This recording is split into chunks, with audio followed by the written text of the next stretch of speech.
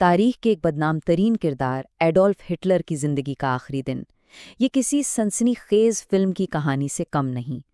یہ محبت، وفاداری اور موت کی ایک ایسی عجیب داستان ہے جو آج بھی سننے والوں کو سوچنے پر مجبور کر دیتی ہے۔ تو منظر ہے 30 اپریل 1945 کا دوپہر کے ٹھیک 3:30 بجے، اور جگہ ہے برلن میں زمین کے نیچے بنا ایک محفوظ بنکر، جہاں تاریخ کا ایک اہم باب بند ہونے والا تھا۔ اور پھر اچانک ایک گولی کی آواز بنکر کی گہری خاموشی کو چیر دیتی ہے۔ کمرے کے باہر جتنا بھی سٹاف موجود تھا، سب اپنی جگہ پر جیسے پتھر کے ہو گئے۔ لیکن یہ گولی تو ایک 24 گھنٹے لمبے عجیب و غریب ڈرامے کا صرف آخری سین تھی۔ اصل سوال تو کچھ اور ہے۔ آخر ہٹلر نے اپنی 16 سالہ محبت سے شادی مرنے سے چند گھنٹے پہلے ہی کیوں کی؟ اور اس پوری کہانی کا آغاز اس کے اپنے سب سے پیارے کتے کے قتل سے کیوں ہوا؟ تو اس کہانی کا پہلا باب ہٹلر کے سب سے وفادار ساتھی سے جڑا ہے، جس کے ساتھ اس نے جو کیا اسے وہ ایک طرح کا رحم سمجھتا تھا۔ ہٹلر کا ایک جرمن شیفرڈ کتا تھا، بلونڈی، جس سے وہ اپنی اولاد کی طرح محبت کرتا تھا۔ یہ بات ذہن میں رکھنا بہت ضروری ہے، کیونکہ جو آگے ہوا وہ اسی وجہ سے اور بھی زیادہ حیران کن ہے۔ تو سوال یہ ہے کہ پھر اس نے بلونڈی کو مارا کیوں؟ اس کی 2 بڑی عجیب وجہیں تھیں۔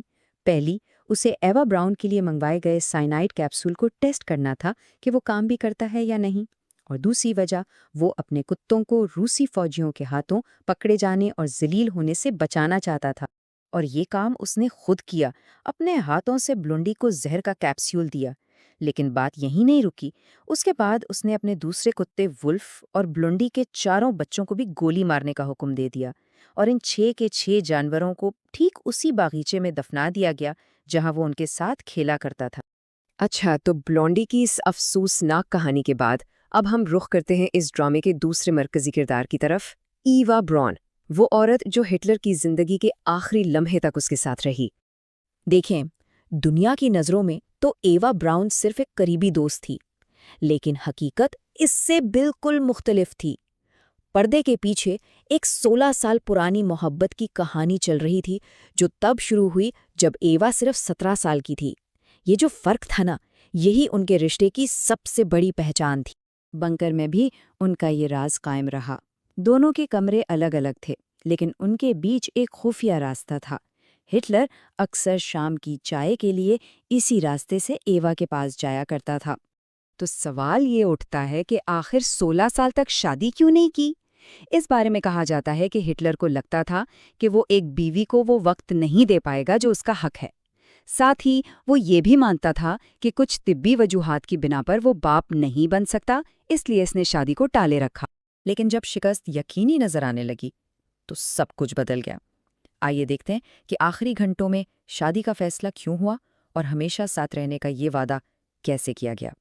اپنی موت سے صرف چند گھنٹے پہلے 29 اپریل کی آدھی رات کو ہٹلر نے اپنی سیاسی وصیت تیار کروائی۔ اس میں اس نے صاف صاف لکھا کہ وہ ایوا براؤن سے شادی کرنے والا ہے، اور یہ بھی کہ دونوں نے ہتھیار ڈالنے کی ذلت پر موت کو ترجیح دی ہے۔ اسی وصیت میں ایک جملہ ان کے سب سے بڑے خوف کو ظاہر کرتا ہے: ہم موت اس لیے چن رہے ہیں تاکہ ہمارے مرنے کے بعد ہماری لاشوں کی کسی میوزیم میں نمائش نہ لگائی جائے۔ بس یہی ڈر تھا جس نے انہیں خودکشی پر مجبور کیا۔ اور بس اس وصیت کے بعد بنکر میں آخری انتہائی کشیدہ گھنٹوں کا آغاز ہو گیا۔ اب الٹی گنتی شروع ہو چکی تھی، یہاں تک کہ اپنے آخری کھانے پر دونوں میں اس بات پر بحث ہوئی کہ مرنا کیسے ہے۔ ہٹلر چاہتا تھا کہ سر میں گولی مار کر فوری اور تکلیف کے بغیر جان دے، جبکہ ایوا کی خواہش تھی کہ وہ سائنائڈ کیپسول لے تاکہ مرنے کے بعد بھی خوبصورت لگے۔ تو آخرکار یہ ان کا حتمی منصوبہ بنا۔ دونوں کے پاس ایک پستول بھی ہوگا اور ایک سائنائڈ کیپسول بھی۔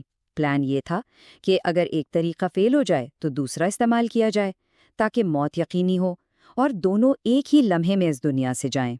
30 اپریل کا دن بہت تیزی سے گزرا۔ صبح 6 بجے خبر آئی کہ روسی فوجی رائک سٹاک تک پہنچ گئے ہیں۔ 12:30 بجے تک بنکر چاروں طرف سے گھر چکا تھا اور ہٹلر بالکل خاموش ہو گیا۔ 1:45 بجے اس نے اپنے سٹاف کو الوداع کہا، 1 بجے اکیلے میں اپنا آخری کھانا کھایا، اور ٹھیک 3:30 بجے ہٹلر اور ایوا آخری بار اپنے کمرے میں داخل ہو گئے۔ تو اس بند دروازے کے پیچھے آخر ہوا کیا، اور گولی کی آواز کے بعد بنکر کا کیا ماحول تھا؟ آئیے دیکھتے ہیں۔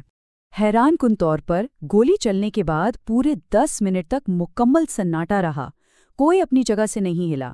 باہر موجود عملہ شاید صدمے اور خوف سے جم گیا تھا۔ پھر ہٹلر کے آخری حکم پر عمل کرنے کا وقت آیا۔ کچھ آفیسر کمرے میں داخل ہوئے جہاں دونوں کی لاشیں پڑی تھیں۔ ان لاشوں کو اوپر باغ میں لایا گیا، ان پر پٹرول ڈالا گیا اور آگ لگا دی گئی۔ شام 6 بجے تک جب سب کچھ جل کر راکھ ہو گیا تو اس راکھ کو اکٹھا کر کے اسی باغ میں بکھیر دیا گیا جہاں ایک دن پہلے ان کے کتوں کو دفنایا گیا تھا۔ یوں یہ کہانی وہیں آ کے ختم ہوئی جہاں سے شروع ہوئی تھی۔ یہ پوری کہانی ایک بہت ہی گہرے تضاد کو سامنے لاتی ہے۔ ایک طرف لاکھوں انسانوں کے لیے بے رحمی اور ظلم، اور دوسری طرف اپنے قریبی لوگوں اور یہاں تک کہ اپنے جانوروں کے لیے شدید وفاداری اور محبت۔ ایک ہی شخص کے یہ دو بالکل مختلف روپ ہیں۔ اور یہ سب ہمیں ایک بہت بڑے سوال پر لا کر چھوڑ دیتا ہے۔ کیا کسی شخص کی ذاتی زندگی میں محبت اور پرواہ کرنے کی صلاحیت اس کے عوامی سطح پر کیے گئے مظالم کو اور بھی زیادہ ناقابل فہم اور خوفناک نہیں بنا دیتی؟